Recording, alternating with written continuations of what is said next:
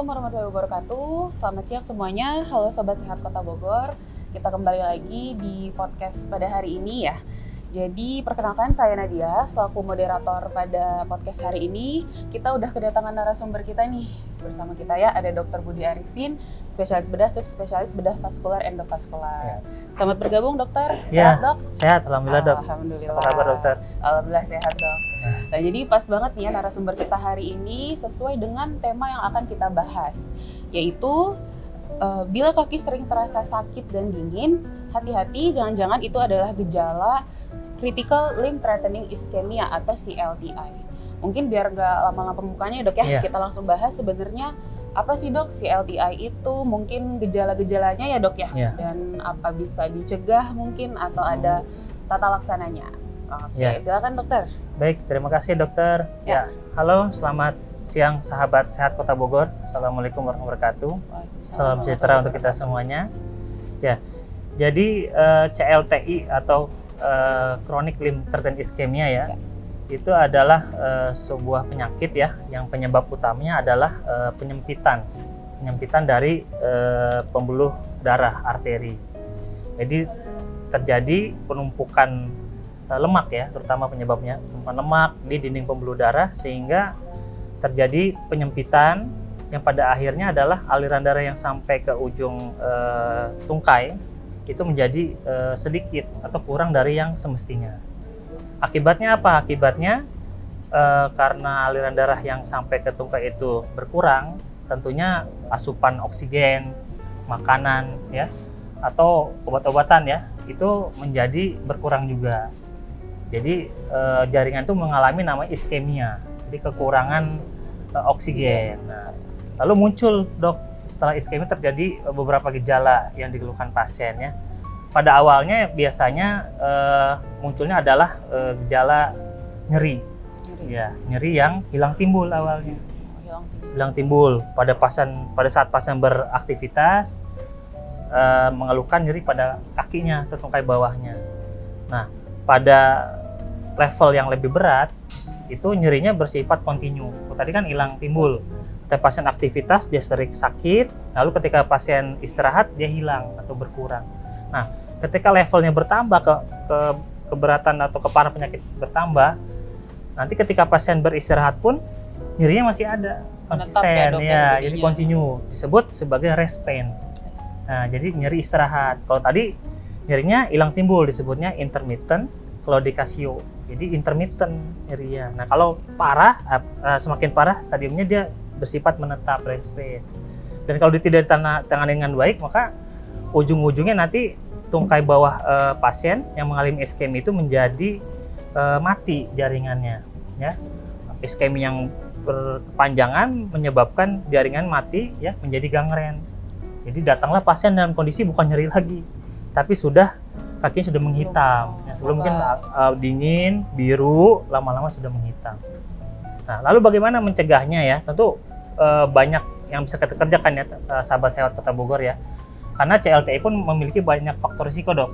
Ya, yang pertama, yang paling sering adalah faktor risikonya adalah diabetes mellitus. Ya, yang kedua faktor risikonya adalah kadar kolesterol yang tinggi atau hiperkolesterolemia. Kemudian hipertensi atau darah tinggi, kemudian usia yang sepuh, usia tua ya. Kemudian misalnya faktor yang berikutnya adalah misalnya aktivitas fisik yang kurang ya, lifestyle-nya misalnya mager ya dok ya, kebanyakan diam gitu. Nah, beberapa faktornya harus di manage ya, diatasi ya, karena faktor risiko ini tidak berdiri sendiri biasanya. Itu pada saat awal faktor risiko bisa kita manage sehingga meminimalisir terjadinya kondisi CLTI atau PAD ya. Awalnya mungkin disebutnya PAD dok. Seringnya dengarnya PAD ya. Ya, jadi tadi maaf belum saya bahas lewat ya. Jadi CLTI itu adalah stadium PAD yang lebih parah. Jadi PAD itu singkatan dari peripheral arterial disease atau penyakit arteri perifer. Nah, biasanya kalau saat PAD itu gejala tadi hilang timbul. Nah, ketika udah jadi CLTI, udah rest pain ya, nyerinya menetap. Nah, kalau pencegahan dengan perubahan gaya hidup, mengobati komorbid tadi sudah dikerjakan ya, namun tidak ada perkembangan ya, penyakit tambah parah, bisa juga dikasih obat-obatan seperti pengencer darah, kemudian anti kolesterol dan lain sebagainya. Nah, kalau dengan itu juga tidak berhasil, maka biasa perlu tindakan. Ya, tindakan yang paling sering dikerjakan adalah revaskularisasi. Ya, bagaimana tujuan dari revaskularisasi mengembalikan aliran darah menjadi lebih baik lagi ke ujung, ya, baik itu secara open surgery, ya, atau bedah terbuka, jadi di bypass pembuluh darah yang sempit tadi, atau secara minimal invasif, ya, dengan cara kateterisasi di cath lab. Jadi pembuluh darah yang nyempit ditembus dengan cara tertentu dengan kateter pembuluh darah, kemudian lakukan angioplasti atau balon angioplasti. Mungkin demikian Dibuka, dok. ya, dok, Ya, ya, dibuka. Jadi darah. alirannya kebuka kencang lagi deras lagi. Mungkin demikian dok secara singkatnya.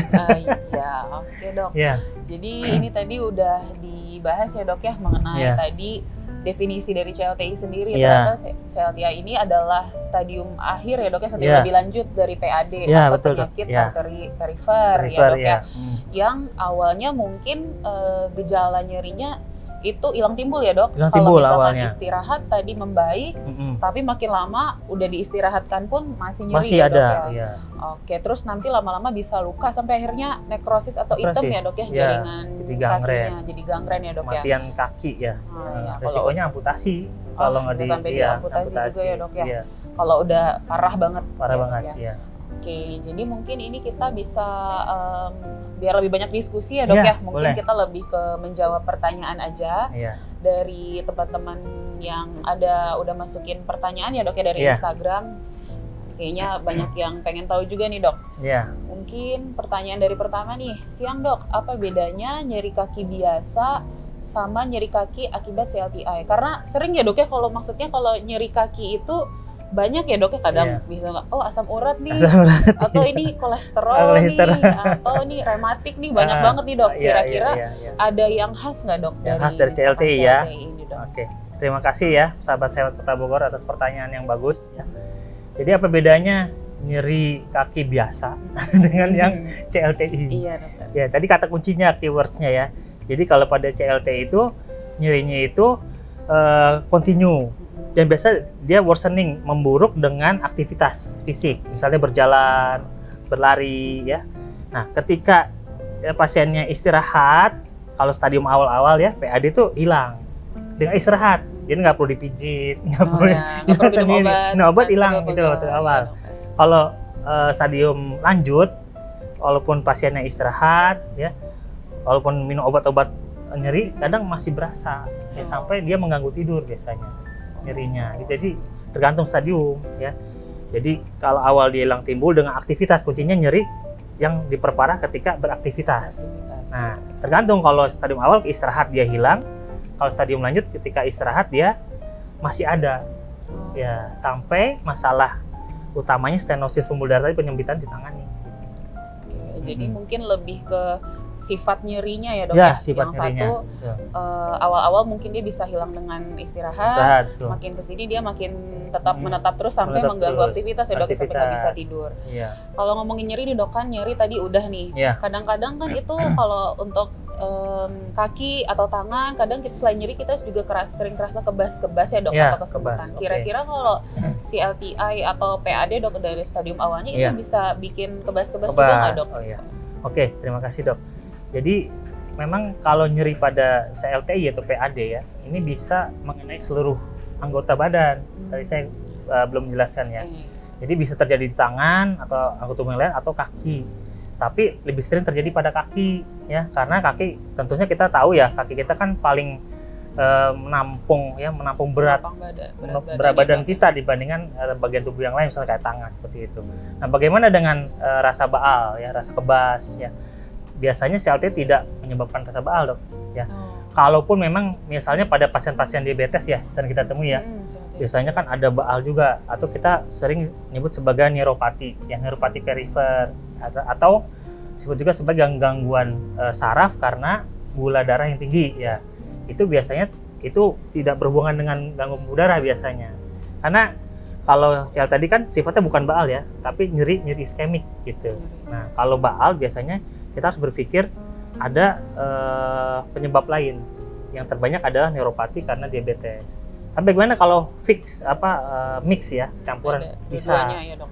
Jadi dia bersifat namanya neuroiskemik. Jadi beberapa pasien diabetes kita ya bersifat lukanya bersifat nyeri iskemik. Di situ ada gangguan aliran darah menyebabkan iskemi jaringan, juga ada neuropati. Gitu. Jadi ada baal, tapi kadang-kadang juga bersamaan ada rasa nyeri iskemik gitu. Ada mix ya. Jadi mungkin kalau baalnya tuh lebih ke komorbid kali ya dok ya dari betul. si diabetesnya ya dok Ya, ya. karena mengenai saraf perifer. Oke. Jadi tadi ada sempat dibahas juga ya dok pembuluh darah arteri ya dok ya. Arteri ya. Nah, jadi mungkin dari saya juga ya dok ya agak kadang kita nih agak miss ya dok karena bingung penyakit pembuluh darah banyak ya dok. Pembuluh darah ada yang arteri atau ada juga yang pembuluh darah vena ya dok ya. Jadi mungkin kalau PAD ini sama varises mungkin beda ya dok. Kalau orang awam kan varises lebih sering ya dok ya. Kadang suka bikin nyeri pegel-pegel juga. Pegel-pegel juga ya dok. Nah, berarti mungkin bedanya apa dok di pembuluh darahnya ya dok ya? Kalau varises sama CLTI beda ya dok ya. Secara patofisiologi atau riwayat perjalanan alamiah penyakitnya itu berbeda. Kalau varises itu mengenai aliran darah balik. Sebutnya pembuluh darah vena. Jadi tugasnya pembuluh darah vena ini mengalirkan darah balik dari kaki ke jantung. Jadi darah dari bawah ke atas. Kalau arteri pada CLTI atau PAD yang terganggu ini dari jantung ke bawah. Nah, mirip, memang ada beberapa gejala mirip ya. Kalau varises atau disebut juga CVI ya, chronic venous insufficiency, dia memang gejalanya kadang ada juga namanya night cramps atau kram pada malam hari. Atau hasil beda. Kalau gangguan varises karena venanya terganggu, aliran darahnya tidak lancar, cenderung menyebabkan stasis vena. Jadi cairan itu numpuk di kaki, nggak bisa dipompa balik ke jantung. Akibatnya apa? Bengkak. Ya. Jadi tungkai bawahnya bengkak, sehingga menyebabkan nanti selain bengkak juga menyebabkan ada zat proinflamasi, zat peradangan yang keluar dari venanya, mengisi jaringan yang bengkak tadi, sehingga menimbulkan gejala-gejala tadi. Misalnya apa? Rasa berat, kemudian ada nyerinya juga ya. Nyeri biasanya nyeri karena kram gitu, dan ujung-ujungnya kalau varises biasanya ya nanti menyebabkan terjadinya borok juga. Borok varises ya. Luka juga ya dok. Luka juga. Tapi biasanya sebelum borok dia bengkak, kemudian tadi ya ada zat peradangan kronik di situ, dan nanti menyebabkan perubahan warna kulit biasanya. Beda sama yang iskemia, kalau tadi kan warna hitam. Kalau dia varises misalnya nggak hitam, dia hiperpigmentasi yang menggelap, nanti lama-lama bisa jadi borok juga. Seperti itu. Oke dok.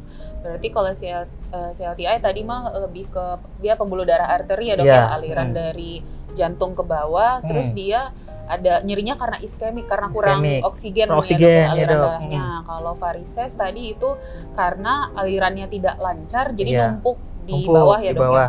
Sama-sama bisa bikin luka juga, tapi beda ya dok ya. Yang satu lukanya menghitam karena nekrosis atau kematian jaringan, yang satu hiperpigmentasi atau kulit lebih gelap ya dok ya. Terus kulit jadi menebal, lama-lama rapuh kan, jadinya jadi borok juga ya dok ya. Oke dok, itu tadi untuk nyeri ya, perbedaan nyeri dari CLTI. Nah, mungkin ada pertanyaan lagi ya dok ya dari teman-teman. Dok, apakah iskemia itu sama seperti anemia? Kalau iskemianya sudah parah, apakah berpengaruh ke organ-organ tubuh lainnya seperti hati misalnya dok? Bagus juga ya dok pertanyaannya. Baik, dok. Terima kasih nih dari sahabat Sehat Kota Bogor, dari ini ya, dari medsos ya. Jadi apakah sama iskemia dengan anemia? Ya, ini berbeda ya teman-teman sekalian.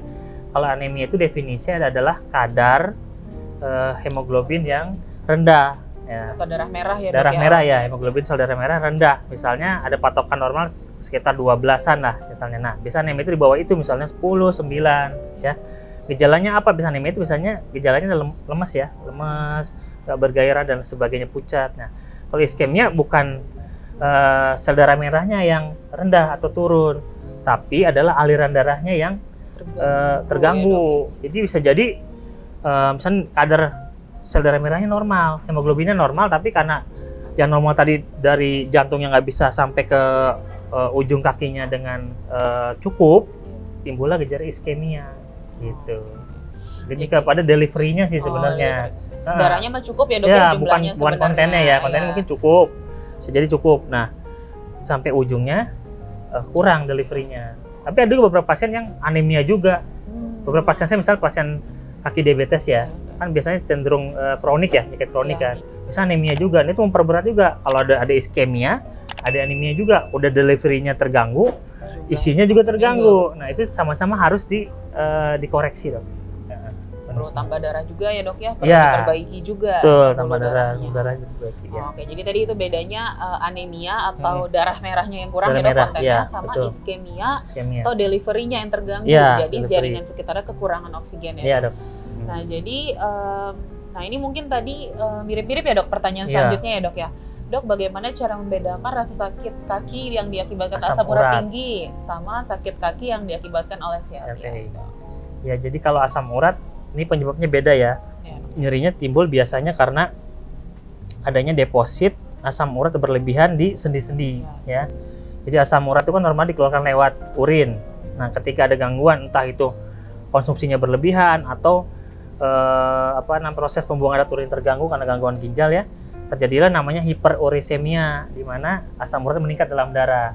Nah, karena asam urat yang meningkat dalam darah biasa dideposit ya kan kita lihat ya di sendi-sendi. Nah, karena sendinya terjadi penumpukan asam urat, lama-lama mengganggu gerakan sendi dan lain sebagainya, timbullah nyeri. Ya, bedanya kalau asam urat biasanya di sendi-sendi ya dok ya. Ya, di sendi-sendi kecil mungkin ya dok, kayak di Iya, jari kaki jari, gitu ya dok ya. Iya, di sendi-sendi. Kalau CLTI tadi biasanya nyerinya bukan di sendi.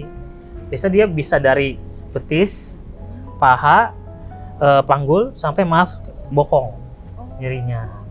Jadi lebih luas ya dok ya nyeri Luas. CLTI ini. Bukan di sendi-sendi biasanya kalau saya letaknya ya, kalau Letak kita nyerinya. mengenali posisi nyerinya di mana.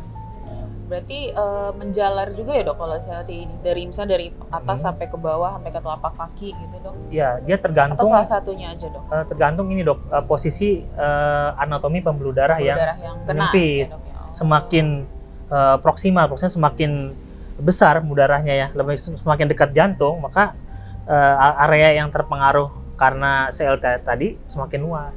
Tapi misalnya pembuluh darahnya di darah betis saja, berarti betis ke bawah saja yang berasa. Tapi kalau gangguannya di pembuluh darah paha, maka paha terkena, betis juga bisa ini. Atau pembuluh darah perut, misalnya aorta ya, mengalami stenosis, maka nanti yang kena dari bokong, panggul, paha sampai betis semuanya. Berarti tergantung, namanya juga pembuluh darah kita panjang ya dok ya, panjang. tergantung letak si sumbatannya. Ya, sumbatan penyempitan ya. Penyempitan ya dok ya, berarti bisa mengenai pembuluh darah besar juga ya dok ya? Bisa. Jadi walau bukan dia hanya di pembuluh darah kecil, misalnya Iya. hanya di telapak kaki saja, itu berarti enggak ya dok Iya. ya, tergantung letaknya. Tergantung posisi penyempitannya. Oke, mungkin lanjut ya dok ya, Ya. kita ke pertanyaan selanjutnya. Izin dok bertanya, apakah kaki sering kesemutan itu bisa menjadi salah satu faktor resiko terjadinya CLTI dok? Ya. Kesemutan atau bahasa Sundanya apa dok? Kesemutan dok? Kesemutan Apa ya? Lo sering bilang baal, Baal ya kebas, Sundanya gitu ya. Ya. Jadi kaki kesemutan biasanya penyebabnya bukan pembuluh darah kalau yang saya pahami ya dok ya. Jadi kalau kesemutan itu biasanya bersumber dari saraf tadi yang terganggu ya. Jadi patofisiologinya beda. Kalau kesemutan biasa karena neuropati, gangguan saraf tepi ya, sehingga menyebabkan kesemutan atau bahkan bisa jadi kebas atau baal. Jadi beda ya. Beda Ya. jalannya dok, yang satu dari pembuluh darah, kalau misalkan Iya. kesemutan itu lebih ke Betul. saraf ya dok ya. Ya, atau pendekatannya dari pun beda nanti terapinya. Kalau neuropati misalnya nanti dokter saraf bisa berikan suplementasi misalnya ya. Kalau tadi pembuluh darah kan bukan suplementasi vitamin misalnya untuk perbaikan, tapi lebih kepada tindakan revaskularisasi, bagaimana penyempitan tadi diatasi, dibuka kembali sehingga alirannya lancar lagi. Gitu. Oke dok, mungkin tadi kan kita ada bahas gejala utamanya kan nyeri kaki ya dok ya. Ya. Kira-kira dok, kalau misalkan ada sobat sehat yang di rumah nih mengalami nyeri kaki, bagusnya itu kapan ke dokternya gitu dok? Maksudnya, oh ini udah harus ke dokter atau Ya. ini ternyata masih bisa kita tunggu atau observasi dulu ya dok ya? Observasi. Atau harus Dipijit sebenarnya dulu ini, boleh gitu. iya, atau ini sebenarnya ternyata gawat darurat dok? Karena kan Darurat. kadang Ya. kalau nunggu luka dulu baru ke IGD kan kasihan ya dok ya? Iya, Biasanya. betul dok. Kira-kira gimana tuh dok? Ya, jadi sahabat sehat Kota Bogor harus mengetahui ya, mengenali kira-kira nyeri mana yang memang berbahaya ya. Biasanya kalau nyeri pada CLTI tadi ya, sifatnya dia awal hilang timbul dengan aktivitas ya. Jadi tidak bisa pada tahap awal misal tiba-tiba muncul, tidak. Biasanya ada pemicunya, aktivitas misalnya. Walaupun pada tahap akhir dia aktivitas dia nyeri, kemudian istirahat tetap nyeri. Dan yang paling penting adalah tanda-tanda di tungkai bawahnya. Misalnya yang perlu diwaspadai dok ya, ada rasa dingin, ya dingin di akral atau di ujung-ujung jari. Kemudian selain sering dingin juga pucat atau bahkan berwarna kebiruan. Nah kalau ada itu dingin, pucat, kebiruan, nah hati-hati ya. 3 ini ada berserta tadi rasa nyeri, ya. Apalagi ketika aktivitas tambah nyeri, hati-hati. Ini bukan nyeri biasa, tapi nyeri iskemik akibat CLTI. Dia harus buru-buru datang ke dokter untuk dicek. Ini benar nggak? Jadi dokter akan memeriksa aliran darah kakinya gimana, ya. Kemudian lebih lanjut bisa dilakukan pemeriksaan, misalnya dengan pemeriksaan ABI, Ankle Brachial Index, secara sederhana. Atau kalau pelayanan kesehatan, misalnya puskesmas atau rumah sakitnya punya USG, dilakukan USG Doppler untuk melihat aliran darah kakinya beneran ada stenosis atau enggak, ya. Bahkan lebih canggih lagi ada nama pemeriksaan CT angiografi, sehingga CT scan pembuluh darah dilihat detailnya terlihat dari pembuluh darah perut, bahkan dari jantung ya sampai ujung kaki, cabang-cabangnya akan terlihat letaknya di mana. Nanti kalau memang ada sumbatan yang signifikan, misalnya di atas 50% gitu ya, itu harus segera dilakukan revaskularisasi gitu. Berarti tadi warning sign-nya ya dok ya, istilahnya Yeah. tanda bahayanya tadi kaki terasa dingin, terus berubah warna jadi pucat atau kebiruan ya dok ya, disertai sama nyeri tadi ya dok ya, yang udah persisten ya dok ya, tidak membaik walaupun dengan istirahat. Oke, mungkin lanjut lagi di pertanyaan ya dok ya. Boleh. Tadi kan punten dokter ada menyinggung masalah obat-obatan ya dok ya. Jadi selain dibuka pembuluh darahnya, pasien kadang juga dikasih obat minum ya dok ya, seperti pengencer darah. Nah itu kira-kira berapa lama sih dok pasien ini harus minum obat pengencer darah? Apakah harus lamanya? Karena kan kadang banyak teman-teman sobat sehat atau masyarakat yang mungkin begitu dibilang harus minum obat takut ketergantungan gitu dok istilahnya, atau takut minum obat seumur hidup dalam tanda kutip. Nah kira-kira dalam kasus CLTI ini untuk konsumsi pengencer darah itu seberapa lama? Ya, terima kasih dok. Jadinya apakah ada tempat kita memberikan ya sebagai dokter atau pasien meminum pengencer darah ya? Biasanya dokter itu akan memberikan pengencer darah itu jika terdapat gejala tadi ya, sampai nanti pasien tadi bisa didiagnosis secara definitif ya. Jadi pertolongan pertama, supaya tujuannya adalah membuat aliran darahnya lebih encer kan, lebih encer, sehingga dengan walaupun ada stenosis atau penyempitan, tetap aliran darah yang lewat pembuluh darah yang kecil tadi bisa lebih mudah mencapai lokasi yang ujung gitu dok, seperti itu. Jadi pengencer darah sebenarnya bukan definitif, tetap ada usaha untuk revaskularisasi, karena dengan konsumsi pengencer darah juga bukan tanpa risiko atau efek samping ya. Efek sampingnya apa ya? Perdarahan. Kalau tidak terkontrol, pengencer darah bisa menyebabkan perdarahan di mana-mana. Yang bahaya ada kita takut perdarahan di kepala ya, gitu. Ya. Jadi harus tetap terkontrol pengencer darah. Ya, biasanya dilakukan sebelum tindakan definitif kalau memang ada gejala-gejala CLTI. Gitu. Berarti dia bukan tata laksana utama ya dok ya, dia hanya penunjang sebelum nanti dilakukan tindakan tadi ya dok ya, untuk revaskularisasinya ya dok ya. Berarti nggak seumur hidup ya dok ya, dia akan cuma di depan kalau aja. Udah diperbaiki, udah cukup, biasanya nanti akan bertahap diturunkan dosisnya, bahkan bisa dihentikan ya, kalau memang bisa dihentikan.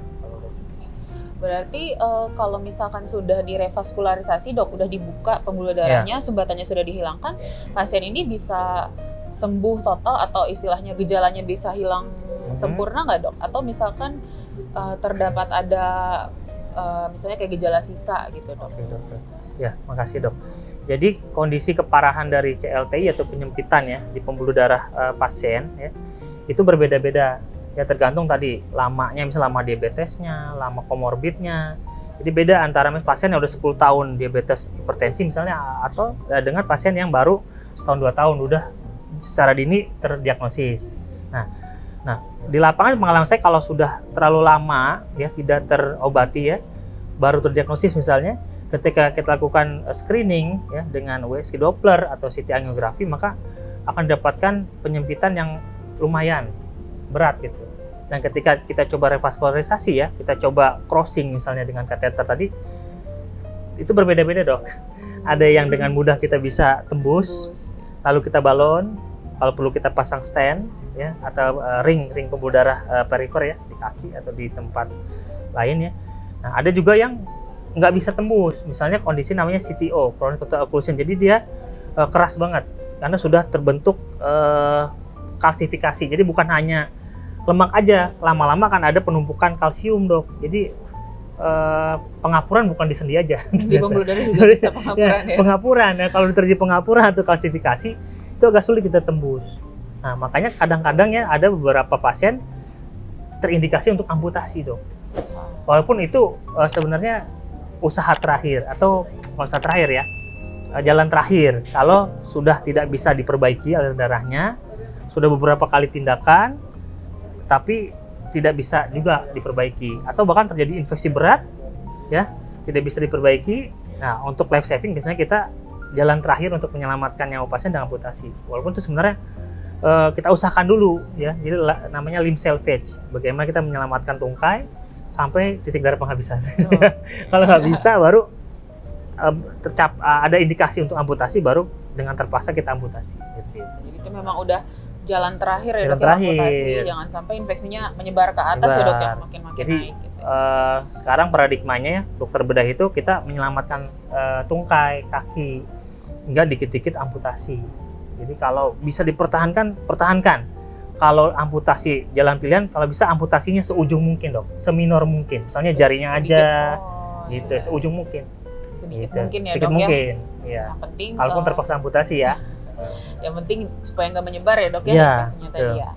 Oke, Dok, tadi ada bahas diabetes juga ya, Dok, ya. Jadi Iya. kayaknya saling memperberat ya, Dok, ya, atau diabetes ini salah satu faktor risiko terjadi CLTI. Nah, Iya. ini ada juga teman yang bertanya nih, dokter, izin bertanya, Dok, untuk pasien diabetes kira-kira apa yang harus diperhatikan supaya tidak terkena CLTI? Ya, baik, Dok, terima kasih. Jadi diabetes ini memang faktor risiko tersering, Dok, ya, dari timbulnya PAD dan CLTI ya.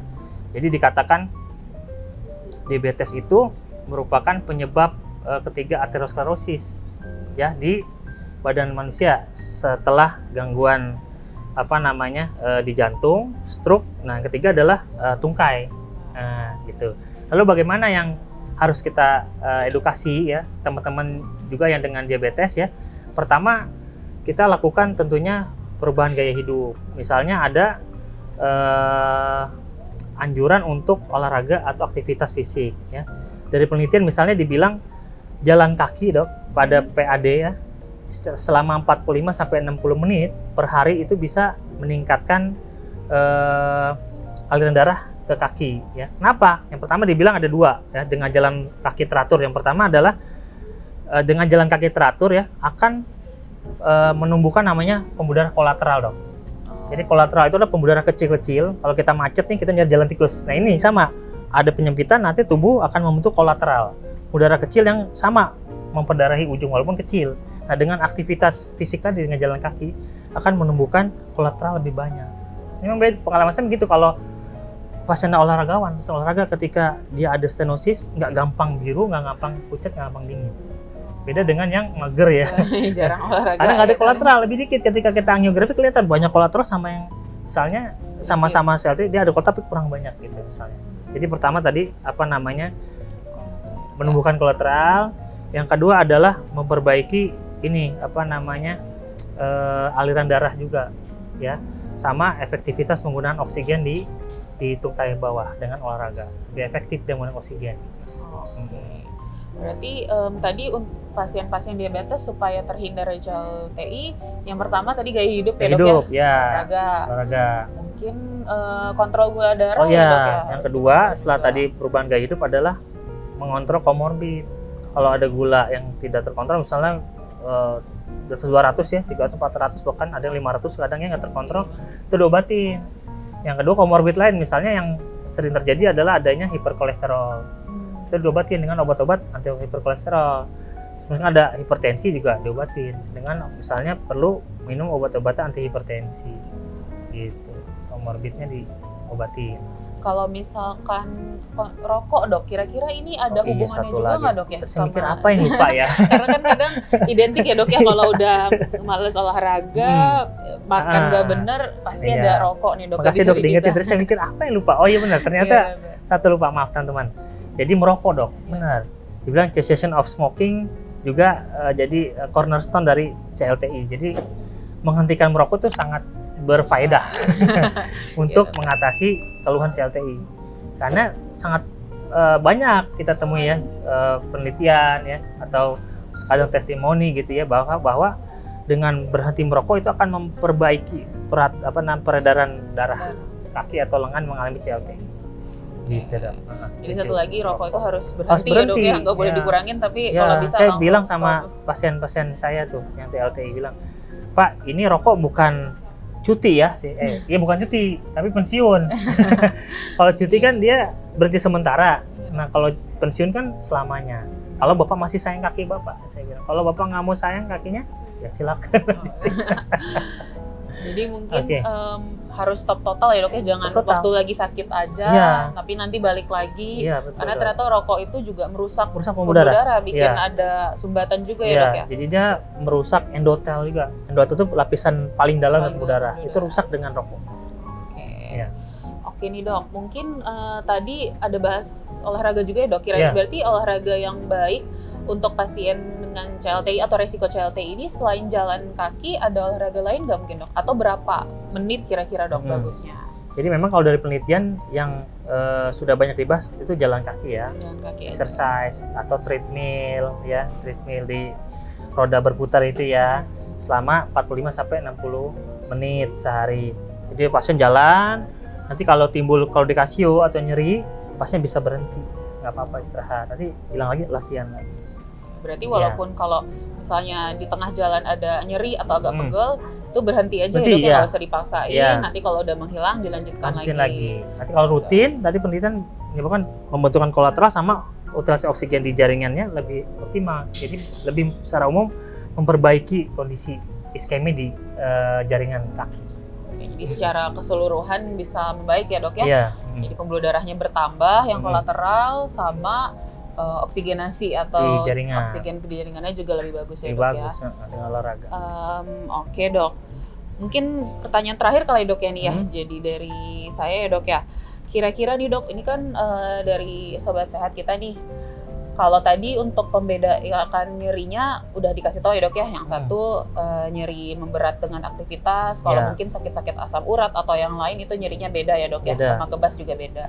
Kira-kira nih dok, kalau ada nggak dok pemeriksaan sederhana nih atau screening sederhana yang bisa teman-teman lakuin di rumah, misalnya apa kalau berdiri lama cepet capek, oh itu udah langsung CLTI, atau kakinya dinaikin kalau misalkan nanti kesemutan atau jatuh, oh ini udah menandakan CLTI, jadi bisa langsung ke dokter nih dok. Jadi untuk teman-teman di rumah nih supaya bisa mencari tahu dulu ya dok ya, sebelum tentunya ke dokter. Gimana? Baik.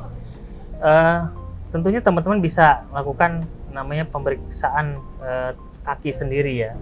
Jadi saya sering berdiskusi dengan teman-teman ya, dengan diabetes ya, dengan kaki diabetes ya, atau kaki dengan CLTI, bagaimana setiap hari dok itu sebelum tidur diperiksa kakinya ya. Kalau perlu beli kaca, cermin, jadi dia bisa melihat seluruh bagian kakinya. Kadang ada bagian yang susah ya kalau nggak pakai kaca ya, misalnya bagian-bagian bawahnya atau sela-selanya. Jadi diperiksa. Yang paling jelas tadi ya, apakah terdapat misalnya kakinya dingin ya, kemudian perubahan warna jadi pucat atau kebiruan, bahkan ada luka yang ternyata udah lama nggak ketahuan, luka kronik yang dengan pengobatan standar yang harus biasanya dia sembuh ya, ini nggak sembuh-sembuh. Misalnya dalam waktu yang kita harapkan misalnya sekitar 3 minggu misalnya, 3 minggu lukanya nggak sembuh. Itu harus curiga, jangan-jangan ini CLTI ya. Di samping juga ada nyeri tadi ya, nyerinya khas tadi kan, aktivitas kemudian hilang ketika istirahat atau terus-terusan kalau yang udah parah. Beda dengan nyeri lain, misalnya kalau nyeri asam urat bisa kan tadi sendi-sendi ya, terus nyeri karena olahraga misalnya, kan ada olahraga itu istilahnya nyeri karena setelah olahraga ya, tapi itu kan biasanya di otot-ototnya yang dipakai olahraga aja. Itu sih dok, secara umum kita lakukan pemeriksaan kaki setiap hari gitu. Jadi sangat sederhana ya dok ternyata. Sederhana. Jadi buat di rumah sobat sehat semua itu bisa ngelakuin sendiri. Bisa. Tinggal ambil kaca aja ya dok Iya, ya. Terus diperiksa dilihat seluruh bagian kakinya. semua bagian kakinya. Ada luka apa enggak? Oke. Ada gores apa enggak? Terus tadi ada diraba ya, ada dingin apa enggak? Jadi selain diraba dilihat dulu kan tadi ada pucat, biruan atau bahkan ada yang kehitaman misalnya gitu. Oke. Itu ciciran ada dok, maaf kelewat nih ya. Gimana dok? Nah biasanya ya teman-teman sekalian ya, ada tanda khas juga ya. Misalnya apa? Pada pasien-pasien dengan PAD atau CLTI misalnya apa? Bulu jari, bulu kakinya menipis dok. Karena ya, tadi kelewat ya. Iya dok. Jadi bulu rambut di tungkai bawah itu berkurang pada pasien-pasien CLTI. Jadi cenderung tipis atau bahkan nggak ada sama sekali. Nah, kemudian kulit pasien CLTI ya ketika diperiksa tadi cenderung lebih kering. Nah, jadi gampang terjadi dia crack, kulitnya pecah jadi infeksi. Kemudian berikutnya kita lihat kukunya ya. Kuku pasien CLT atau PAD biasanya menebal. Beda dengan kuku kita sehat tuh shining ya. Mengkilat. Nah, kalau pasien dengan CLT atau PAD dia menebal, dia udah kusam. Artinya memang ada gangguan aliran darah yang ke arah situ, ke tungkai bawah atau tungkai atas. Oke. Berarti banyak yang bisa kita lihat ya dok ya dari Banyak, pemeriksaan betul. kaki sendiri di rumah Iya. itu, mulai dari warnanya Iya. ya dok ya, ada perubahan warna apa enggak, ada luka apa enggak, kulitnya kering, Iya. kuku juga ternyata bisa Menebal, jadi kusam. petunjuk ya dok ya.